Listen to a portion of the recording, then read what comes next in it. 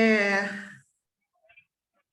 gente vai gravar, está começando a gravar, e nós estamos, então, recebendo hoje, aqui no Núcleo de Franca, o doutor Alberto Fernandes Patrício, que é meu amigo, nosso amigo, meu do Zé, de anos, de décadas, né, Alberto? Décadas. Ele é médico psiquiatra, ele é membro analista da Sociedade Brasileira de Psicologia Analítica, filiada à International Association for Analytical Psychology, desde 1982, né? Aí isso aqui entrega um pouquinho da nossa idade, né, Alberto? Mas, ele é diretor de biblioteca e publicações da Sociedade Brasileira de Psicologia Analítica, no período de 84 até 1990, editor da revista Jungiana de 84 até 90 também. Ele ficou encarregado de seminários e supervisão de casos clínicos para candidatos à formação de analista na Sociedade Brasileira de Psicologia Analítica. Talvez vocês tenham a importância que é isso, né? Ele é coautor do livro Psicopatologia, Psicodinâmica Simbólica e Científica. E tem um outro livro também, né, Alberto, que você foi coautor, só que agora você desculpa que o nome ficou em outro lugar, mas você pode falar para mim? Posso. Família e Identidade, sou eu e mais 10 outros autores.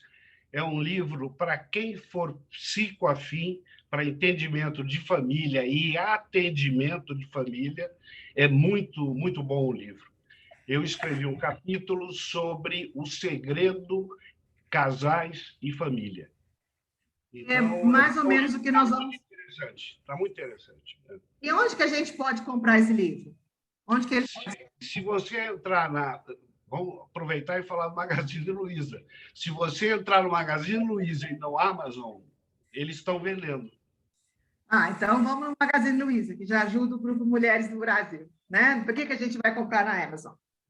Bom, gente, então, o Alberto foi diretor do Hospital Allan Kardec durante uma época da sua vida, e foi quando a gente se conheceu e se tornou amigo aqui em Franca, né?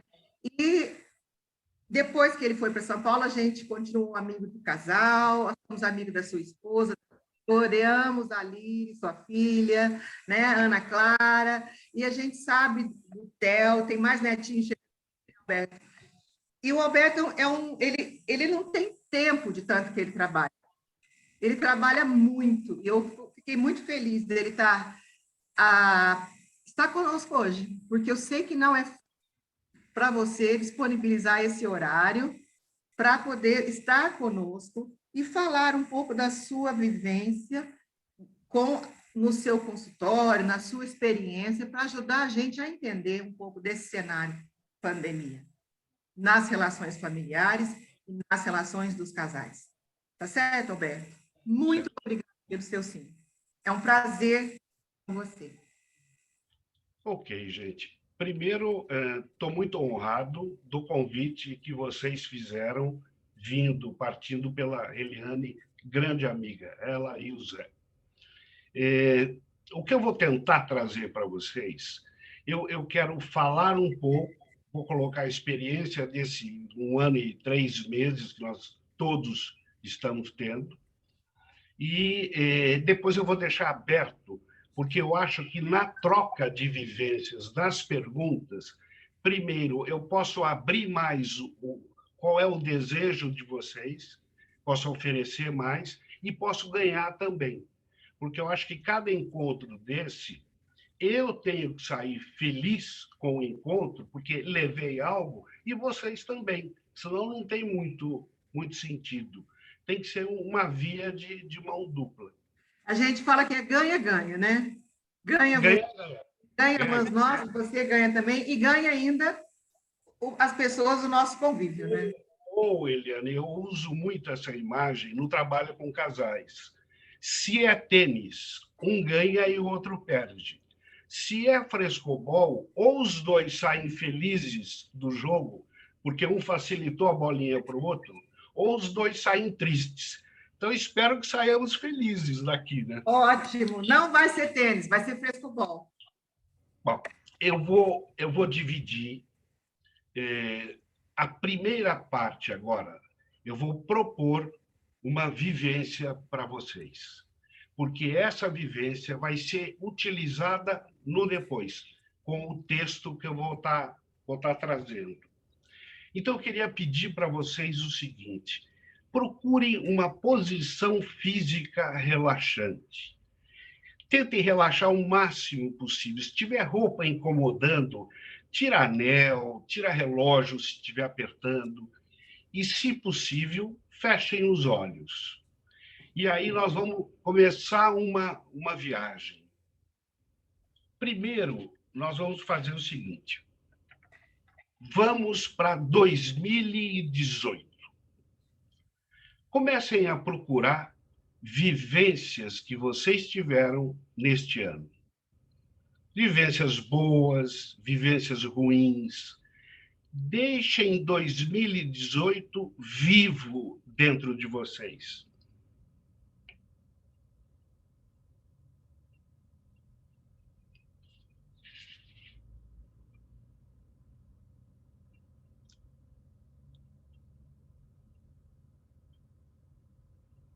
Aquilo que doeu muito, aquilo que gratificou muito. Às vezes, fatos reais facilitam com que a pessoa lembre melhor, já que eu estou propondo um ano específico. Eu estou propondo esse ano que é para antes da pandemia.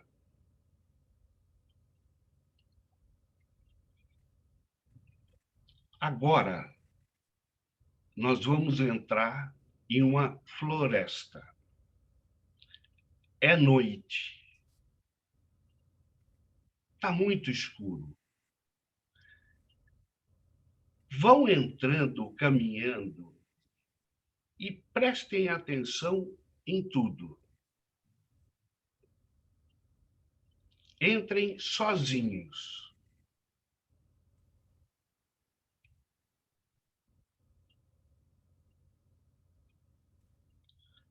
Sintam a umidade das árvores.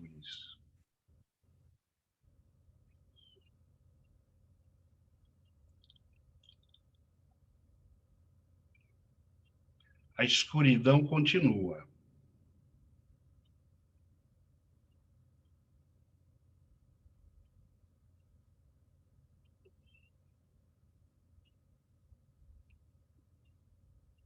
Ouçam os barulhos do silêncio da noite. Ouçam os pés de vocês pisando nas folhas.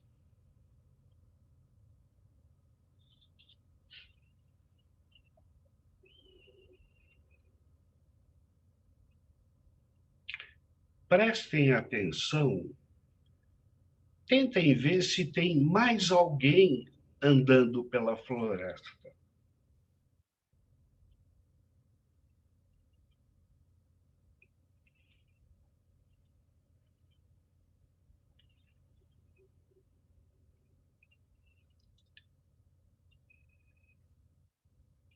De repente, entra um pensamento para vocês.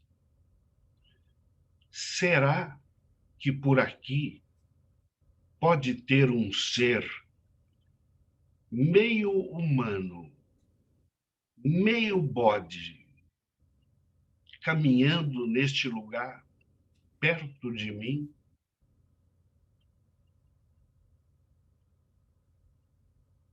Ele tem chifres, orelhas e patas de bode. E tem uma flauta na mão.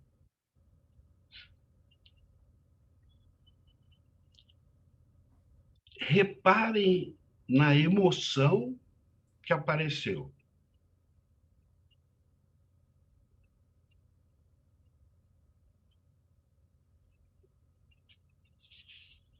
Continue andando pela floresta.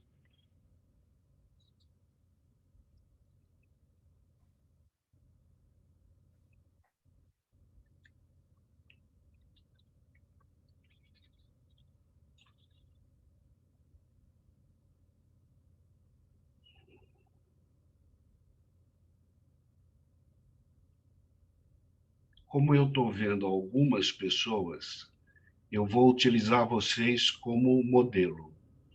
Quando vocês sentirem, quem está na tela, que já captou alguma emoção com este ser nessa floresta, abram os olhos para eu saber onde vocês estão.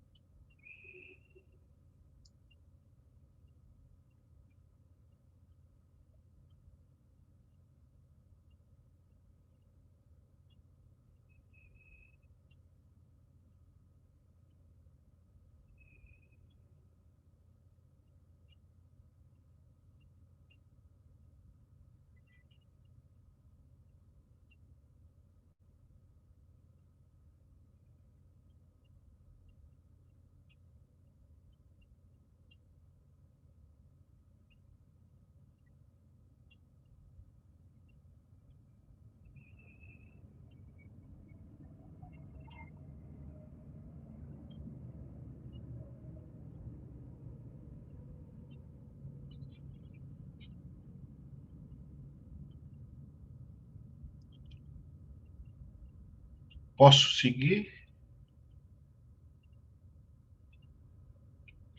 Vamos, deixem essa emoção que esse caminhar pela floresta pode ter trazido presente com vocês. Nós estávamos em 2018 e agora nós voltamos para 2021. Nós estamos há 1 ano e 3 meses, 2 meses, praticamente trancafiados em função de um vírus, de uma famosa pandemia. A etimologia de pandemia, ela vem do grego, do deus Pan e de demos. Demos significa povos. Agora, vamos imaginar o seguinte: um deus que foi usado pelos primeiros cristãos, a imagem do Pan, foi usada para a imagem copiada para o diabo. Então, nós estamos falando de um evento onde o mal está totalmente presente. O Pan, para terem uma ideia, ele, quando nasceu, ele era tão feio, mas tão feio, que ele foi abandonado pela mãe. Isso dá uma dimensão, porque o Pan, do deus Pan, veio para um diagnóstico psiquiátrico, uma crise de ansiedade muito intensa, chamada de pânico. Espero que nenhuma de vocês tenha tido, mas quem teve sabe o que é, o quanto é terrível, mas pode ser que vocês tenham passado perto. Você, de repente, do nada, você sentir uma taquicardia extrema, você ter vontade de urinar, vontade de defecar e um medo eminente da morte. É tão desagradável esses sintomas que, normalmente, um quadro de pânico, ele para primeiro no cardiologista para depois ir para o psiquiatra. De tão grave que é a sensação de morte. E, coincidentemente, o Pan foi abandonado pela mãe. Eu não tive no consultório, nesse tempo todo que eu atendo, até porque quando apareceu o pânico, já existia pânico antes, só não estava rotulado. Eu nunca peguei um caso no consultório que a crise de pânico não tenha sido desencadeada por um abandono. É o indivíduo que rompeu, a amante rompeu com ele, e ele tem uma crise de pânico em seguida. Eu nunca peguei nenhum. Então, isso já nos leva a pensarmos nisso que está sendo vivido esse período todo. Porque a pandemia, que é uma desgraça, e se a gente for ver o que significa desgraça, é a falta do divino, né? Ao tamanho onde a gente vai entrando. Nós encontramos que duas estruturas simbólicas psicológicas importantes, elas aparecem. É a estrutura da solidão, pela necessidade do confinamento, e a empatia. Cada uma delas existindo de um jeito. Porque se nós pensarmos na solidão, se pegarmos os monges religiosos, são pessoas que usam do silêncio do só para fazerem uma introspecção e, na introspecção, uma religação. Então, é um momento religioso. Só que o Pan, o diabo, nos dá não a solidão necessária para um encontro com nós mesmos. O diabo nos leva para uma solidão obrigatória. Na solidão obrigatória, é só a gente imaginar. Eu tenho um demônio lá fora e sou obrigado a ficar dentro de casa e vou ficar confinado com a minha família. Então, o que eu fui notando, e deu para ver agora mais recente, e ficou mais claro quando eu estava conversando com a Eliana, eu identifico com as famílias que eu atendo, teve um padrão de comportamento. E é esse padrão que eu vou estar trazendo para vocês, para a gente daí poder ir amplificando na conversa. A primeira fase que eu encontrei tinha uma certa satisfação / medo do vírus das pessoas que iriam se fechar em casa e, ao se fechar, iriam conseguir matar o vírus. O vírus ia morrer.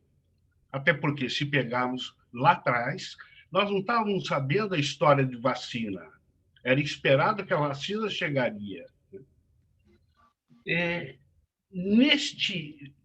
Dessa sensação de prazer, apareciam muitos comentários dentro das análises assim: que coisa boa, eu estou curtindo meus filhos muito mais, eu estou passando o dia com eles. Outro: poxa, que legal, instituímos quarta-feira à noite, é dia de tomar vinho e comer um fondue. As famílias foram se alimentando de uma ideia que a gente pode até olhar como algo defensivo para suportar o que estavam vivendo, né? E só que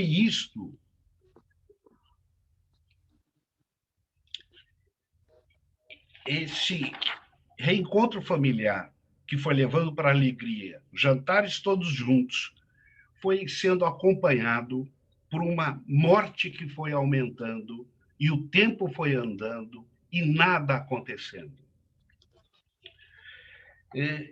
Esta alegria começa a dar lugar para uma coisa que era a tristeza. E essa tristeza foi aumentando. E aí eu notei que nós passamos por uma segunda fase, que eu chamei, então, na primeira, eu chamei de fase heróica.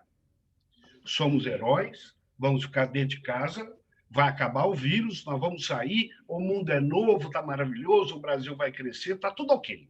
Né? Na segunda, eu chamei de fase depressiva. Só que na fase depressiva, as pessoas foram ficando impotentes com a vivência do vírus, porque a morte continuou aumentando.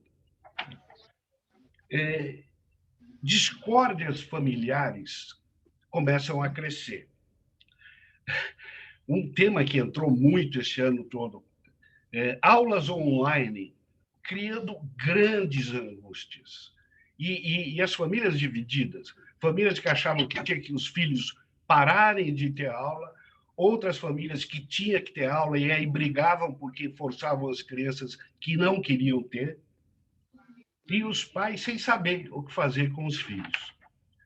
Isso leva a uma terceira e mais perigosa fase. Essa terceira começou os filhos brigando por espaço dentro de casa. Nesse brigar por espaço, tudo passa a ser problema, inclusive tudo passa a ser problema entre os pais.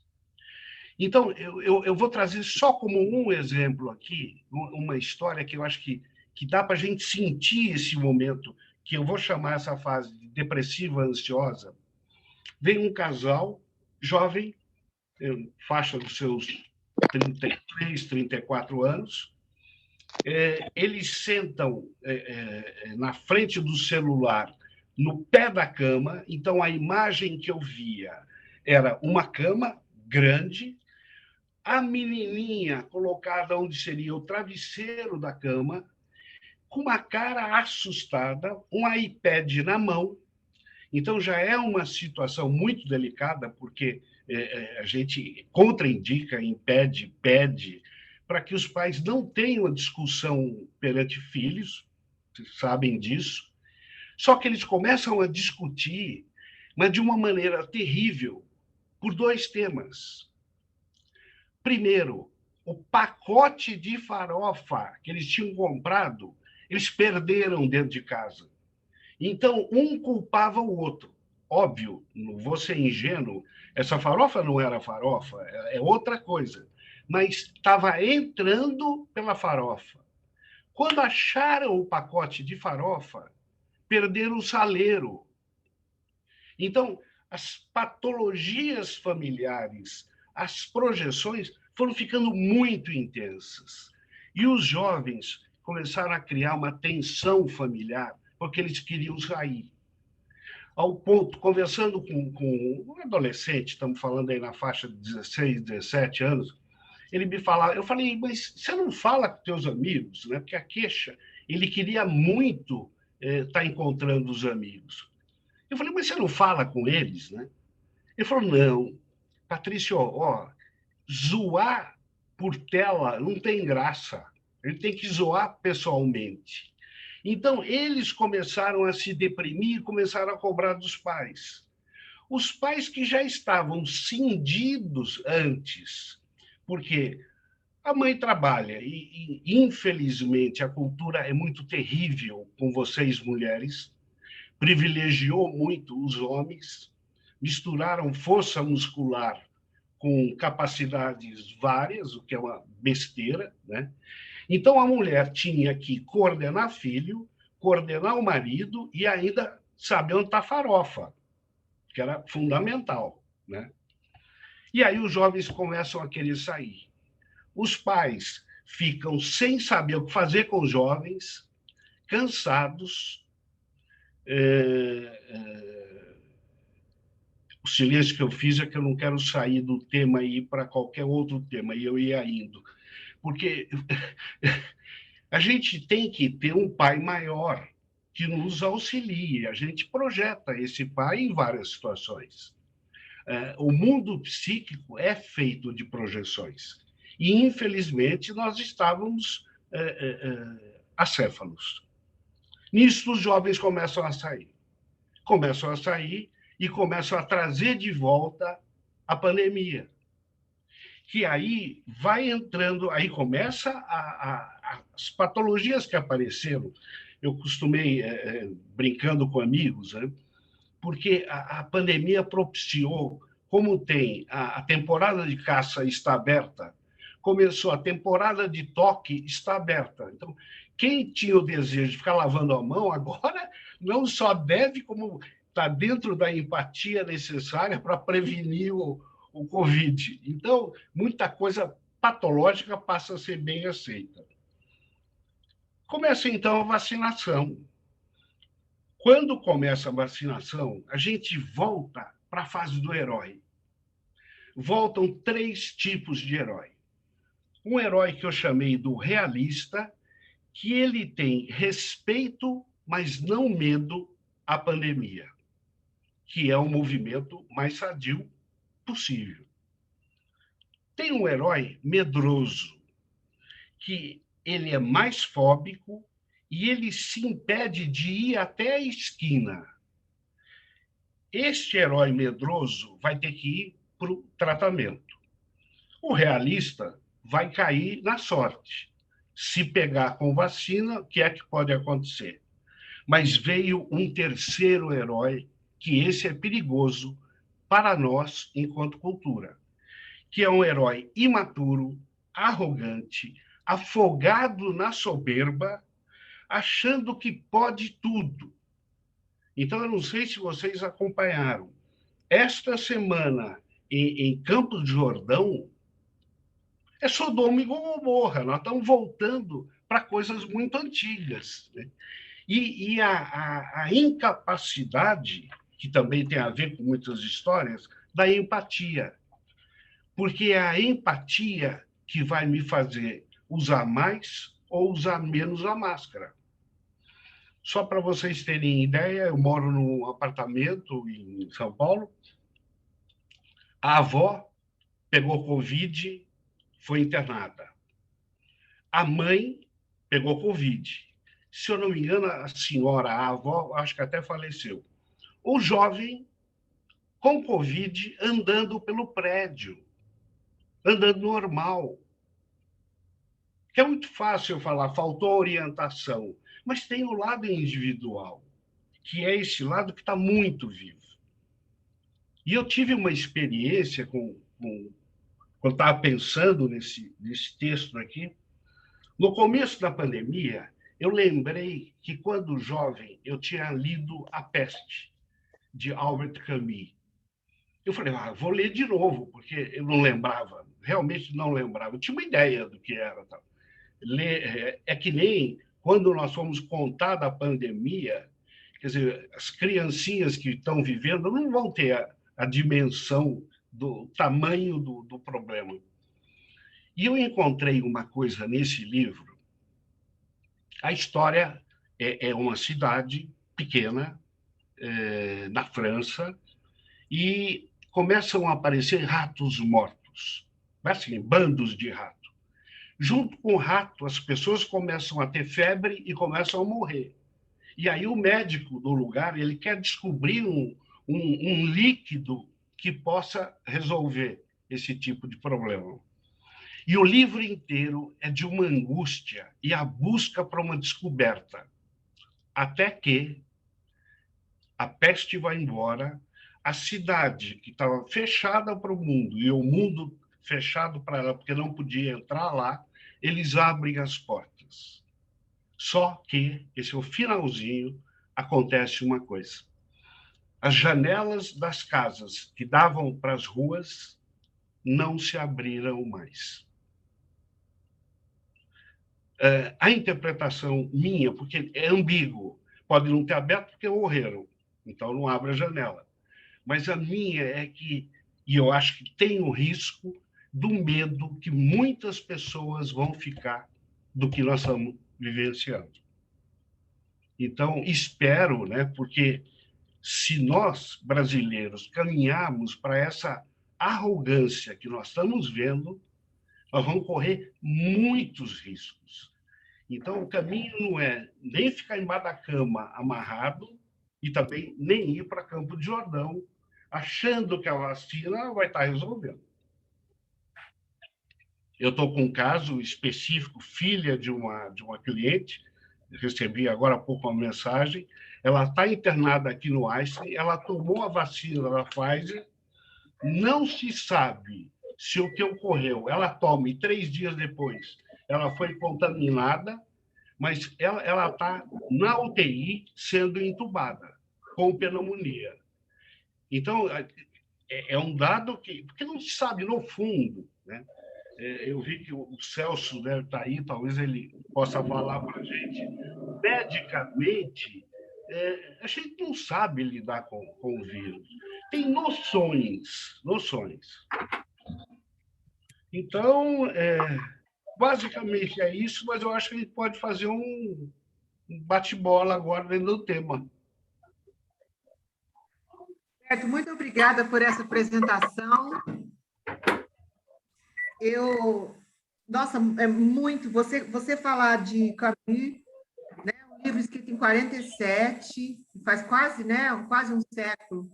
E quando você coloca que as janelas nunca mais voltaram a se abrir, e é um risco também, né, que a gente corre de medo, né? E a gente vai, então, agora para as perguntas, para a vivência que a gente pode ter, é isso, Roberto, que nós vamos fazer agora? Sim, sim. Você mencionou na fase depressiva, eu acho que a gente precisa controlar aí, gente. Vamos mutar. Só um minutinho. Pula, Só um minutinho, a gente vai mutar. Peraí, calma. Bom, tem isso, acontece. Obrigada, El. Está me ajudando aqui. Na segunda fase, que é a fase depressiva, você falou das discórdias familiares, né? Sim. E eu estava pensando uma coisa que aconteceu na minha família, do WhatsApp. Como que o WhatsApp, como é que as pessoas têm problemas e entram em brigas na família pela questão do WhatsApp? Muitas vezes, a pessoa tem um estilo, eu sei escrever muito bem, então eu consigo passar mais emoção, ser mais afetiva, mais afetuosa no meu texto. Mas, esses dias, a gente estava quase começando a brigar no grupo da família dos irmãos, meus irmãos, que estão cuidando dos pais idosos e tem várias coisas, né? Aí o meu irmão falou assim, mandou um áudio, eu falei, não vou escutar esse áudio de jeito nenhum, mandou 2. No outro dia eu fui ouvir e falou, gente, eu estou mandando esse áudio porque eu acho que quando eu escrevo, eu não me comunico muito bem e eu posso parecer arrogante. Então, eu vou escrever para você, eu vou falar para vocês o que eu estou falando.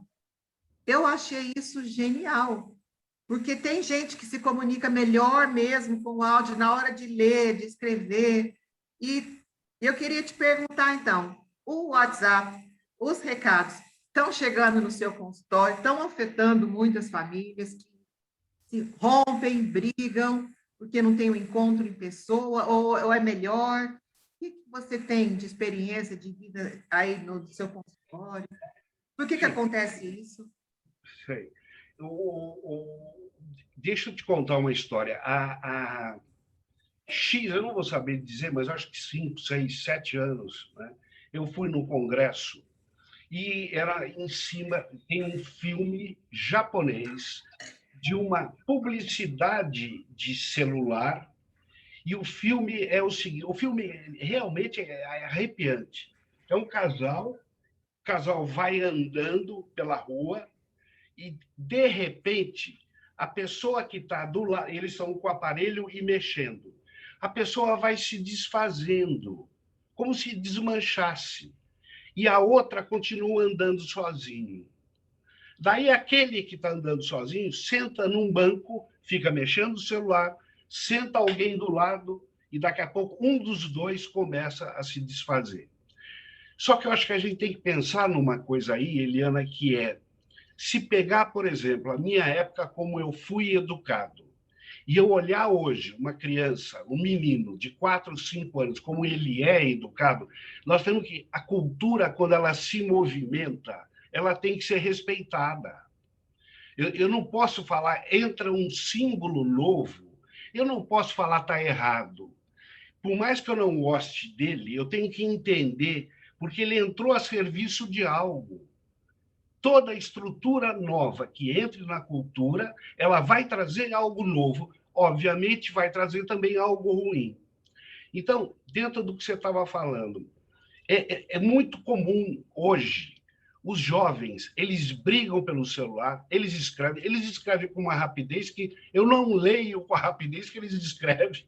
Então, quer dizer, mas eles conseguem fazer. Então, eu falar isso para eles, eu acho que eu vou atropelá-los. Mas se eu pegar um casal que tenha menos idade do que eu, que quer fazer DR por escrita, palavra escrita, a palavra escrita ela vai muito sem alma, porque ela vai ter a alma que eu vou dar para ela. Eu posso ler amor e eu estou de mau humor, eu falar que saco, o que é isso? Aí que é publicidade de celular. Tal. Essa dinâmica eu tenho que levar em consideração. Então, eu concordo com você. Eu acho que, para a nossa geração, a palavra escrita ela fica pobre, porque ela tem um contexto que não vem. Para os jovens, se nós falarmos isso, eu falei, tio, qual é, tio? Obrigada, Alberto. A gente vai abrir agora para as perguntas. É só levantar a mãozinha aí que a gente já vai chamando aqui, né, Bel? Vai abrindo. Vocês podem se juntar. O tema é relações, família, entendo. Vamos lá? Eu tenho mais perguntas, gente, mas eu queria que vocês fizessem.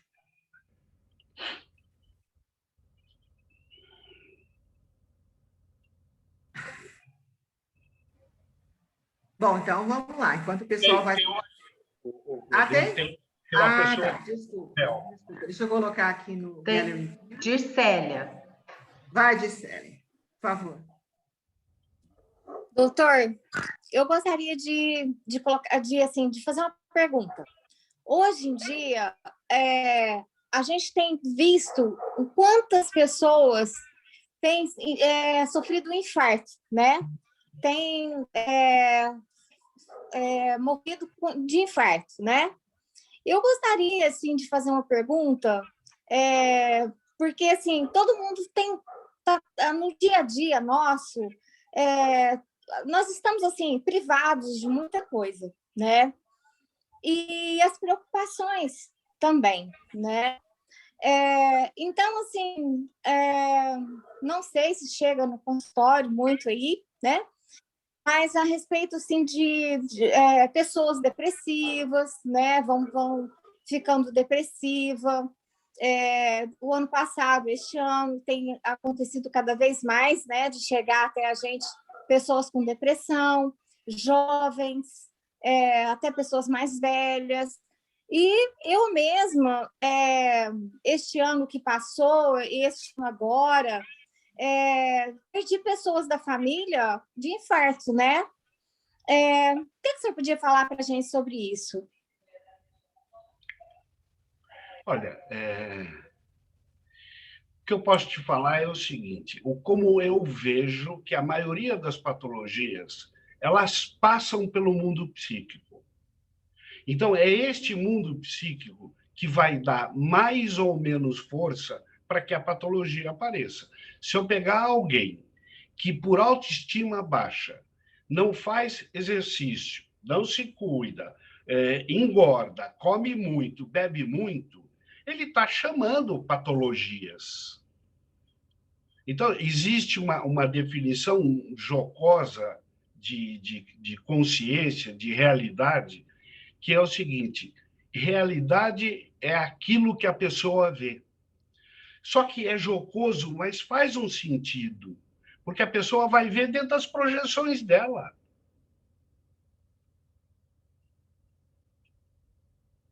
Te ajuda nisso? Porque se eu pegar uma pandemia existindo, eu fico triste dentro da minha casa. Se eu não fizer uma elaboração, se eu for procurar, é questão de tempo para ter essa habilidade. Eu vou estar descobrindo dentro de mim qual é a vertente. Porque falar, eu estou triste porque o meu marido deixou a manteiga aberta na geladeira, é muito pouco, é muito simplório isso. Por que manteiga aberta me incomoda? Eu tenho que ir andando numa determinada estrutura psicológica para chegar na vertente, na essência. Porque, de repente, eu vou poder chegar em algo tipo assim: porque minha mãe me obrigava a deixar a manteiga fechada, eu tenho que ser muito certinho, porque senão minha mãe não vai gostar de mim, e aí eu vou ser certinho na vida. Então, é um mundo que é muito amplo de se olhar. Respondeu? A gente precisa se cuidar muito, né, Alberto? E se Já cuidar começa, mesmo. Eliana, o que é se cuidar, não? Sim. O que é? E só aí já dá uma pergunta, já dá mais 1 hora de conversa, né? Porque se cuidar é o quê? Eu vou comer só salada? Não é isso. Eu vou ser bonzinho com meus amigos? Também não é isso. Se A cuidar Rita, de profundidade é você buscar a tua essência psicológica, é você buscar a tua alma. Isso é se cuidar. O resto é decorrente disso. entendi. Alberto, vamos ouvir a Rita? Rita, por favor, querida. Boa noite a todos. Desculpe não poder estar com a câmera aberta agora. Doutor Alberto, eu acho que completando o que a nossa amiga Gisélia disse, veio muito a questão da somatização. A maneira de enxergar, como o senhor disse, a realidade, de acordo com o entendimento individual de cada um, é a maneira como nós absorvemos as situações externas, certo?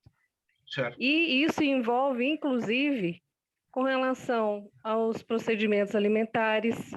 Se você come um doce, por exemplo, sem culpa, você não engorda. Se você já come aquele doce com aquela percepção, eu vou engordar, eu vou engordar, eu vou engordar, você vai engordar. Então, é do limão fazer limonada realmente. Desses momentos de grandes aprendizados, o que nós vamos tirar daqui? Como nós vamos lidar com o que nós tínhamos, com o que nós queremos ter e que nós não temos mais o controle? Eu acho que a maior aflição que a maioria da população está vivendo é que teve a realidade de perceber que não tem controle sobre nada. E que o nosso dia a dia é que fará o nosso presente, o nosso futuro melhor ou não. Mas se melhorarmos a nossa percepção. O senhor não acha isso? Eu acho que isso seria o ideal. Quando eu estava preparando esse encontro com vocês, me veio uma ideia assim: o que eu penso que eu acho que pode acontecer com o pós-pandemia? Se eu pegar a experiência de consultório desse pessoal que médio participou das ideias dentro das fases, né? Eu acho que o brasileiro vai sair muito igual ele sempre foi. Eu não estou vendo profundidade nenhuma. Nós estamos muito mais em brigas outras do que parar. Olha, para não falar, tem uma pessoa, que é uma senhora, 83 anos, sozinha, mora num apartamento enorme em São Paulo. Ela está esses meses todos sem ninguém. Ela tem uma filha única que mora na Bélgica e ela não sai para nada. E o tempo todo ela começou a questionar comigo, o que foi ótimo para análise, o que é que Deus quer com a gente para mandar um bicho desse? Que já é uma pergunta feita dentro da culpa, né? E culpa judaico-cristão, quer dizer, Deus, ele vai estar preocupado comigo, ele está em outras instâncias. Né? Então, voltando, eu acho que nós somos responsáveis pelo nosso desenvolvimento. Não é minha mulher, não é meu marido, não são meus filhos e não são meus amigos. Se eu não fizer nada por mim, eu não posso cobrar nada do outro para fazer para mim. Então, dentro disso, patologias psicossomáticas super se encaixam. Vamos imaginar o seguinte: eu tenho um eixo. Esse eixo está ligando a minha consciência com o meu inconsciente. Se o eixo estiver sujo, a percepção minha o tempo todo vai ser torta. Eu tenho que estar com o eixo limpo para poder perceber a minha alma. E para não levar tomatada de determinadas áreas, quando a gente fala de alma, que parece coisa religiosa, não é nada além do que um pedaço do meu inconsciente. O autoconhecimento pessoal.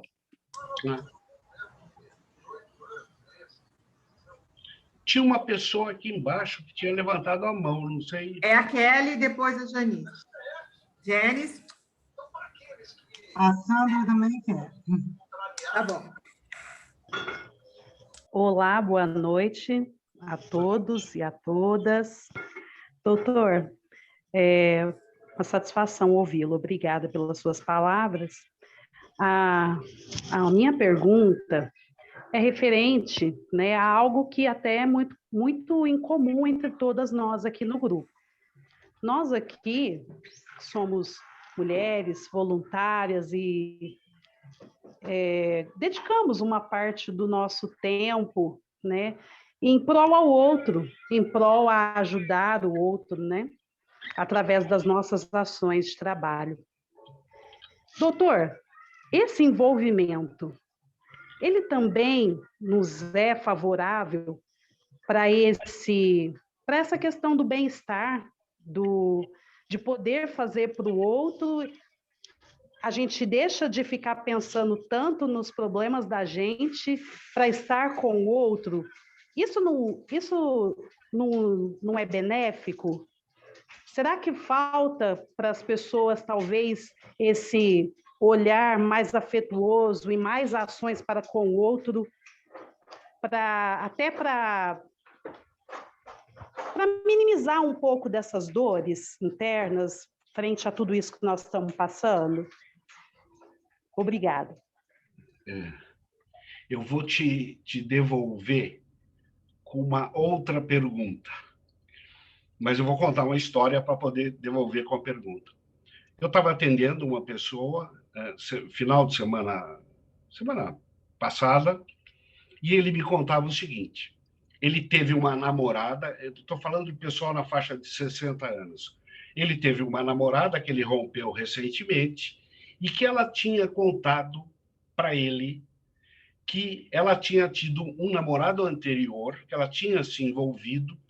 Eu te confesso, em toda a minha idade, eu nunca tinha passado perto disso. É alguém que vive rezando o dia inteiro para o outro. Então, as pessoas dão comida, pagam aluguel, ele reza de manhã até a hora dele dormir.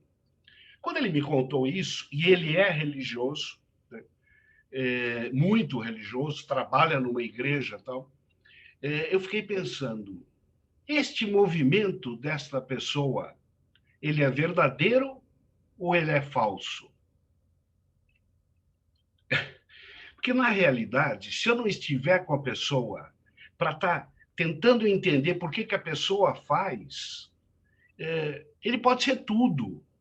Ele pode ser projetivo e defensivo por coisas próprias. Ele pode ser de grande alteridade no sentido de respeito ao outro. Então, tudo pode. Por isso que a gente vai para um conceito, que é o conceito do Jung, de individuação. Segundo o Jung, a meta da vida é nós nos individuarmos, que significa ser um indivíduum, do latim, que significa ser único. Então, tudo pode. Agora, a pessoa que tem que saber, porque muitas vezes o ato de você se doar para alguém é muito profundo e tá muito pouco em moda. Ele foi indo embora, o egoísmo foi tomando conta, o narcisismo foi predominando. Todo mundo tem lago e fica parado no lago e quer que o companheiro / companheira funcione como eco. Bom dia, dia, dia, dia. A eco nunca fala nada diferente para o narciso, ele vai embora. E vocês, mulheres, devem ter muita ideia do que é isso, porque homem, para ser narcisista, é a coisa mais fácil. E ainda com bandeiras que eles utilizam. Tal. Então, pode ser que sim, pode ser que não.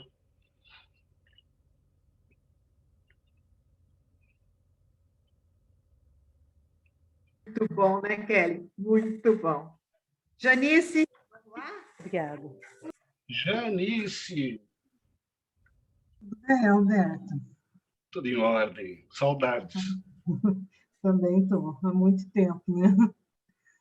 Mas, assim, eu queria, primeiro, te parabenizar, foi muito boa a sua colocação, né? E eu acho que você vai trazer umas coisas muito interessantes para o grupo.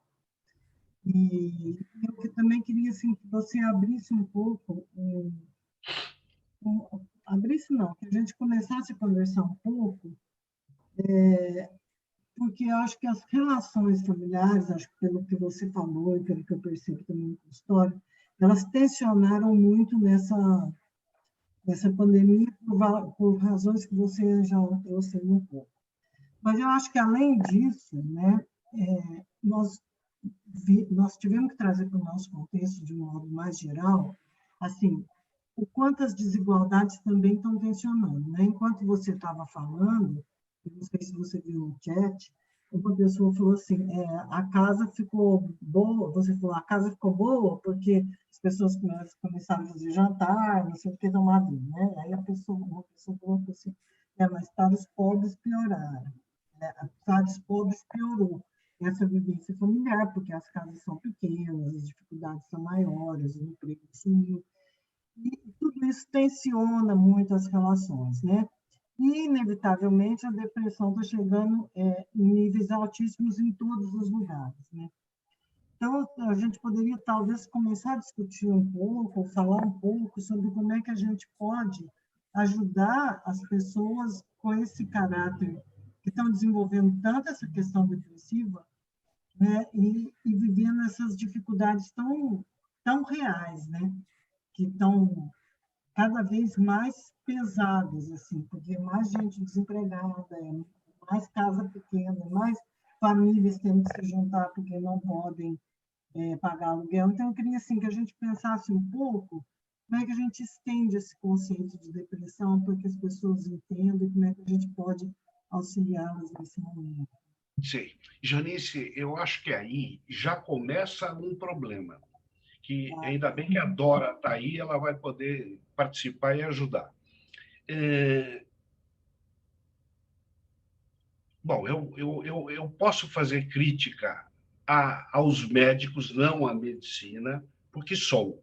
Então, dá para falar. É clube que me aceitou, eu entrei e fico na dúvida se saio ou não. Se você chegar hoje, primeiro tem que. Vamos pegar um arroz com feijão. O que é tristeza e o que é depressão? Já começa daí. Porque nós estamos entrando numa fase onde felicidade, se antes a magreza era o que valia, nós estamos caminhando para a felicidade. Sou feliz. O que é ser feliz? Eu já parto de um princípio que felicidade não existe. Existe sanidade. Nos momentos que eu estou são, meu eixo está limpo, neste momento eu estou feliz. Então, é aquilo que eu sinto, é o nome da felicidade. Mas como é que funciona a depressão? Você vai no teu médico, qualquer especialidade, até ortopedista, você pode chegar para eles e falar assim, eu estou muito triste. Eu tenho acordado de manhã, não me dá ânimo de trabalhar. Olha, eu tenho um remedinho para você aqui, que vai ser ótimo. E você vai sair com uma receita que é dada sem ser pensado. Antidepressivo é bala única. Porque se você errar, você vai pegar depois no consultório gente que está há 25 anos tomando antidepressivo. O que é isso? Está errado. Então, o que tem que fazer, eu acho que se a gente tivesse uma varinha de condão, né, era uma intensificar, mostrar para as pessoas que pensar faz bem, pensar ajuda. Poder falar para os maridos que essas piadas com DR não vão para lugar nenhum. DR é ótimo, só que não sabem fazer. Façam uma DR bem feita, que vocês vão ver o efeito. Então, eu acho, Janice, que só pensar pela depressão, porque a maioria das depressões precisam mais de uma interação para um clarear das emoções do que de remédio. Alberto, eu achei muito interessante esse caminho que você tomou, e seria interessante talvez você detalhar um pouco mais a diferença entre tristeza e depressão, que para a maioria das pessoas não é clara. Eu acho que a maioria Porque a sabe. tristeza, A maioria sabe, não precisa de protocolo, já diz pelo seguinte, eu vou te falar um referencial que eu uso. A pessoa chegou, a pessoa está emagrecendo, a pessoa não está conseguindo, o item principal é quando o ego, que precisa ter energia para ir trabalhar, quando começam a falar para mim, Patrícia, eu estou com dificuldade para trabalhar, já tem uma antena que começa a mexer. Porque ali é algo que ajuda o ego a sobreviver. Ali não pode mexer. Agora, só porque está um pouco irritado, que é um dos sintomas de depressão, eu vou entrar com o antidepressivo, eu tenho que entender por que está irritado, o que está por trás. sim, eu concordo com você plenamente, eu não estou discordando. Assim, o que eu estou dizendo para você é que Sim, o sim. senso comum é diferente do que a gente entende. É por isso que eu estou te falando Uhum. isso, assim, para a gente deixar claro, para num momento como esse, eu acho que seria interessante, mas você já foi bem claro, eu acho que está bom. Alberto, então, se você fala, uma coisa que é interessante aqui, está vendo o pessoal no chat, se você fala, se você diz que a gente não sabe fazer uma DR, que é discutir a relação, para esse bando de mulher aqui, como é que a gente faz isso? Né? Como é que se faz isso certo? Eu acho Que que não é tem no WhatsApp. Eu acho que o básico, arrozinho com feijão mesmo. Se a DR é feita por um jogo de poder, eu vou fazer uma DR que eu quero provar que esse desgraçado está errado. Isso não é DR. DR é o poder tirar a roupa, o outro tirar a roupa, e nós vamos abrir os sentimentos nossos. E abrir sentimento é o grande medo humano, né? Nossa, mas foi fundo. Estou até escrevendo aqui, Alberto. Sentimentos é o grande medo humano. Gente, a gente ainda tem um pouquinho. Mais 5 minutos. Sandra? A Sandra. Sandra. E boa noite, né? Eu quero perguntar o seguinte para o senhor.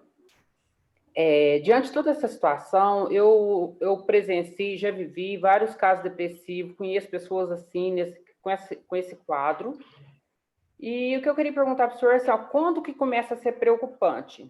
Eu tenho uma filha, hoje já tem 20 anos, há um tempo atrás, porque o conflito, eu tenho um filho que é TDAH, e quando eu me dei conta que ele dava muito trabalho, coisa e tal, que eu não percebi que o cuidar dele tanto começou a afetar ela. E quando eu vi, ela estava com um quadro com início de depressão. Aí passou, se tratou, cuidou. E agora, nos últimos tempos, não sei se é diante de toda a situação, de estar sem trabalhar, ela tem demonstrado assim, um lado afetivo muito tristonho.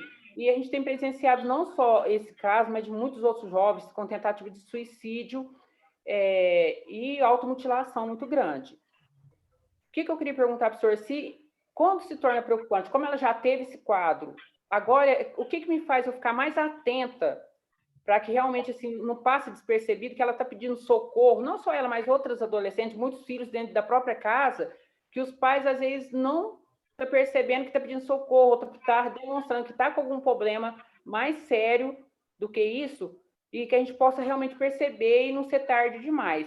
O que a gente tem que fazer? Observar para ver se isso é uma coisa que vai ser passageira ou se realmente eu tenho que ficar mais atento para ela já ter tido o quadro e não voltar a repetir.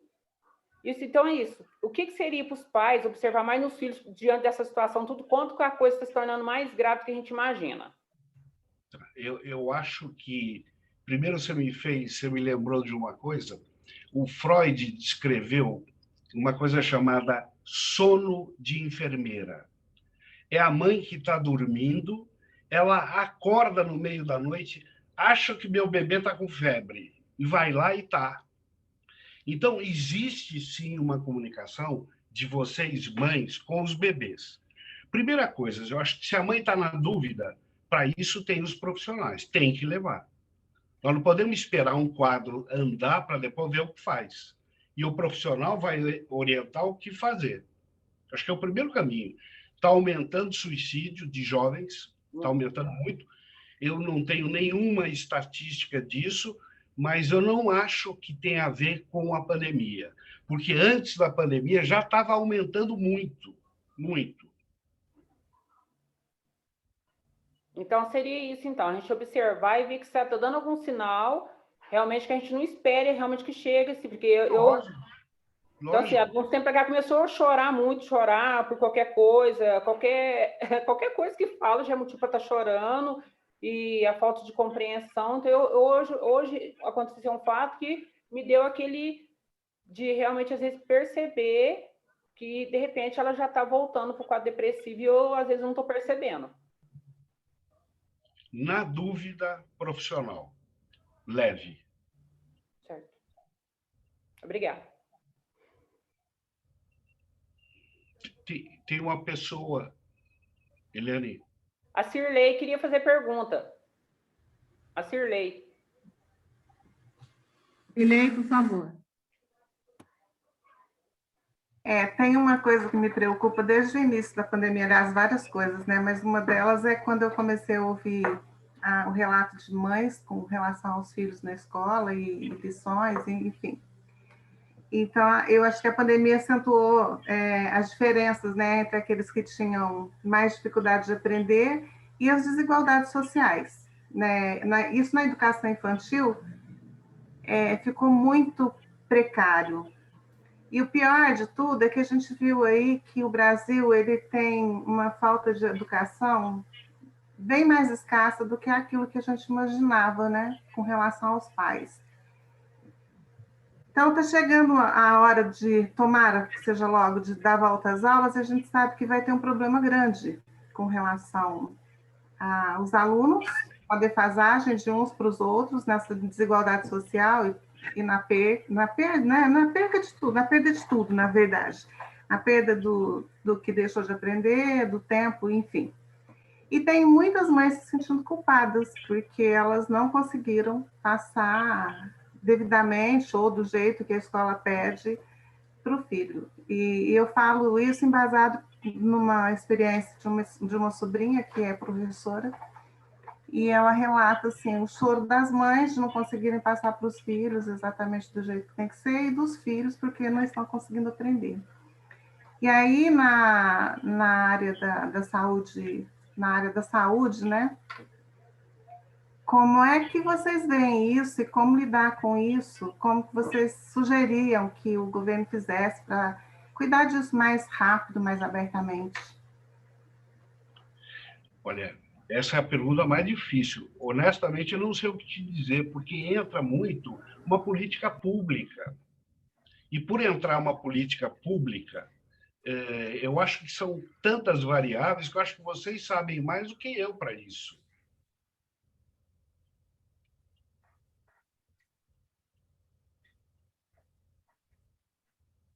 Alberto, Oi.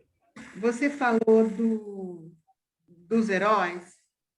Tem um que é o realista, tem o talentoso, fóbico, né?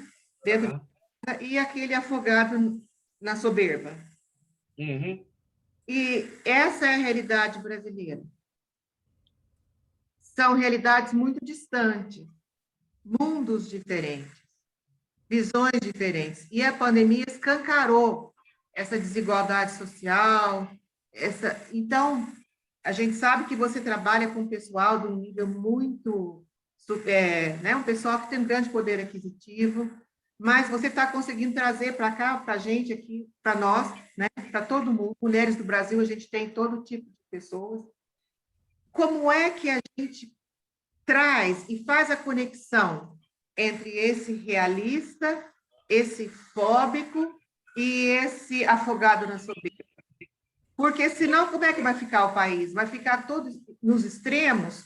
Como é que a gente pode fazer essa comunicação acontecer? Ou esse encontro acontecer? Sim.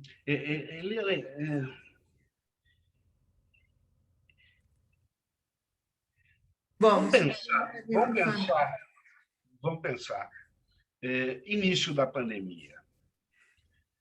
O que eu vejo hoje no consultório, quando eu falo do imaturo, da soberba ou arrogante, mas não é um, nem dois, nem é um bando de gente.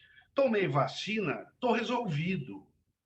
Eu não vi em nenhum lugar de São Paulo um outdoor escrito: a vacina te protege, não resolve.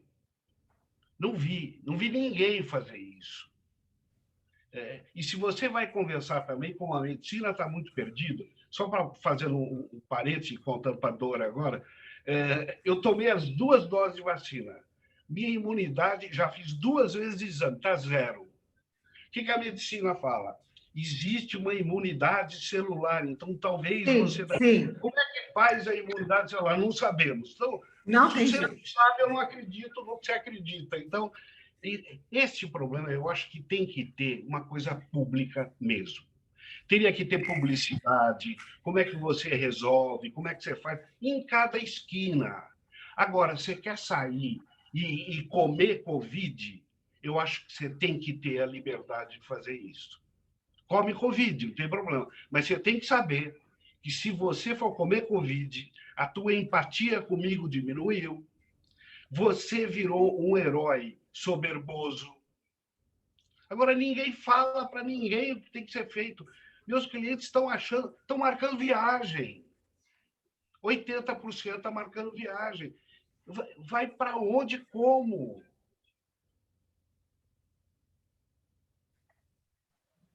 Eliane, a Aninha queria fazer uma pergunta.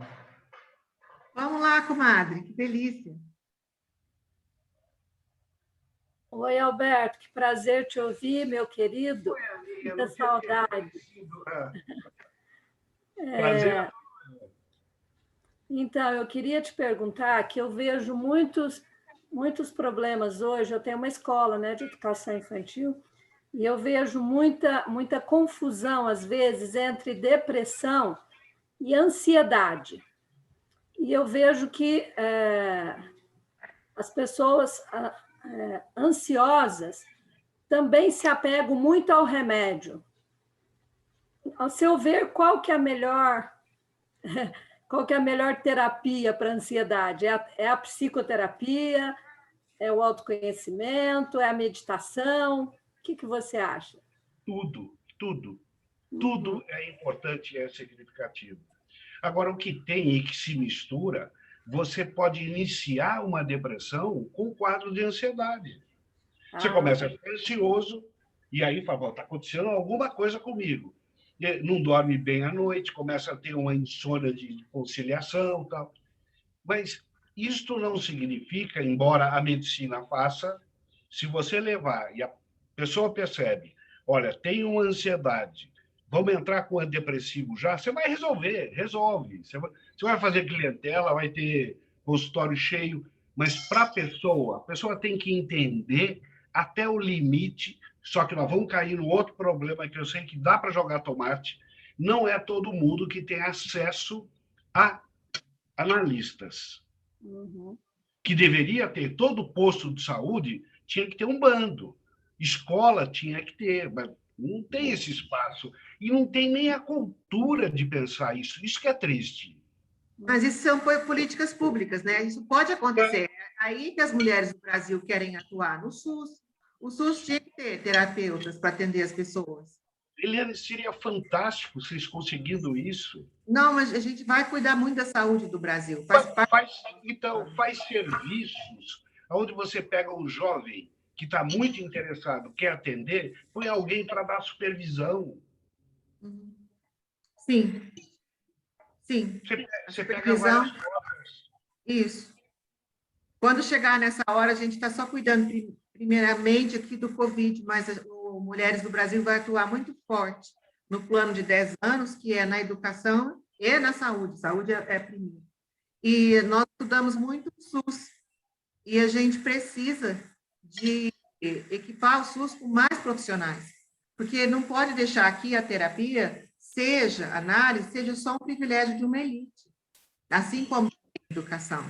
Isso tem que ser levado a outros pontos para evitar que tantos jovens mais simples se matem, tantas pessoas, tanto sofrimento. A gente sabe do valor, né? Então, é muito importante a gente ter políticas públicas nesse país, que é o que a gente só vai fazer isso, né? É através da sociedade civil, porque é o que a gente acredita, que a gente, enquanto grupo suprapartidário, conseguir botar a pressão para fazer as coisas acontecerem. Porque não vai ser um super-herói que a gente vai votar e ele vai fazer as coisas acontecerem. Né? Então já faz. Eu acho que... Alessandra, desliga aí o seu som.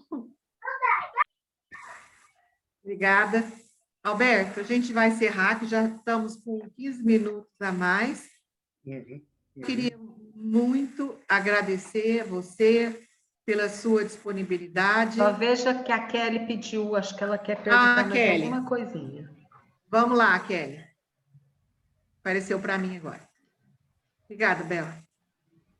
Doutor, desculpa interromper, Eliane, a sua fala final.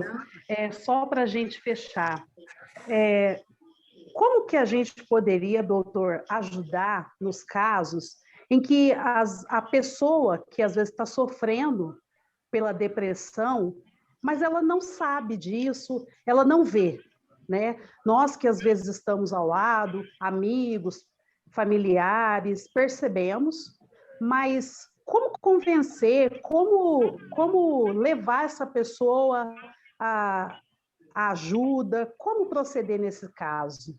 Obrigada. Esse tipo de situação que você está descrevendo é exatamente o tipo que precisa do psiquiatra, porque precisa da droga. O ego perdeu a energia. Ele nem se dá conta do que ele está vivenciando. Muitas vezes tem que ser levado. E se realmente é muito grave essa situação, é convidar o psiquiatra para ir até a casa, para atender em loco, que dá mais força e mais energia para a pessoa receber ajuda. Agora, dentro disso que você está perguntando, uma coisa que é muito importante e que é muito pouco usado. Todo mundo sabe falar, poucos sabem escutar. Escutar é uma arte. Quando a gente tem alguém em casa doente, nós temos que aprender a desenvolver o ouvido. Porque senão, sabe o que fazem com o deprimido? Vamos falar metaforicamente. Imagine que cortaram uma perna minha. Aí vão chegar para mim, São Silvestre em dezembro, vamos começar a treinar. Eu não tenho uma perna. Não adianta pedir para eu fazer nada. E as famílias fazem isso. Acham que ajuda é um estímulo. Estímulo a gente já tem naturalmente. Da mesma maneira que a gente tem adrenalina, nós temos psicologicamente o estímulo. Então, é ouvir. Dentro do ouvir, a gente acha a porta do que fazer. Respondeu? E como nós estamos carentes de ouvir, né? Desculpa. Não, demais. Como foi bom você ter feito essa pergunta. Porque a gente vai ficar muito melhor depois de ouvir isso. Obrigada, Kelly. Obrigada, Alberto. Foi muito bom mesmo. Essa que todo mundo quer falar e ninguém quer ouvir. Bom, a gente vai encerrando, então, a nossa live. Com muito agradecimento, gratidão, Alberto, por esse. E a gente vai te buscar de novo daqui a um tempo, pode ser, gente?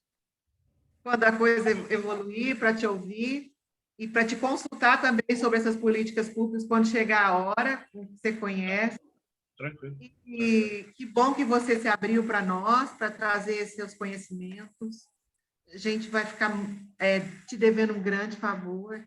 E espero que é isso. Feliz. Muito feliz também com que seja aquela projeção que a gente fez no começo, né? Que você tenha ganhado também com esse momento de compartilhar conosco suas coisas. Porque é muito bom o falar, faz pensar. Eu também queria, Eliana, agradecer a vocês essa possibilidade. Eu acho isso muito bom e se ajudou em alguma coisa, melhor ainda. Muito obrigado.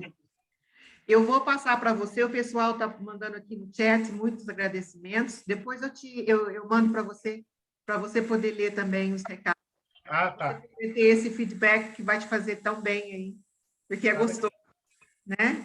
Gente, um abraço, vamos encerrando aqui a nossa live. Tchau para vocês. Obrigada, Tchau. Alberto. Obrigada.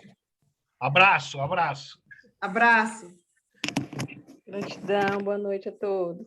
Boa noite, Rita. Boa noite, pessoal. Obrigada pelo presente. Muito Você bom. ficou até o final, hein, Edna? Eu saí um pouquinho e voltei. Vocês acreditam que o meu evento era com recanto? Com a chuva caiu a internet, eu voltei. Ai, que bom. Olha! Oi, Jenny. Como é bom ver muita gente que mata a saudade, hein, gente? Ai, Foi que verdade. Obrigada, meninas. Obrigada, gente. Um Obrigada. beijo, adorei estar com Foi vocês. bom, né? Depois a gente faz, foi bom. Foi muito bom. Foi excelente. Excelente. Agora disponibilizar a gravação, que a mulherada que não veio tá doidinha querendo ver. Tá com a Bel, hoje tá com a Bel, pode ter certeza. Já. Que vai dar certo. Já traz. Beijo, Vai dar pessoal. Tchau, tchau. Beijo, gente. Tchau, Saudade. gente. Tchau.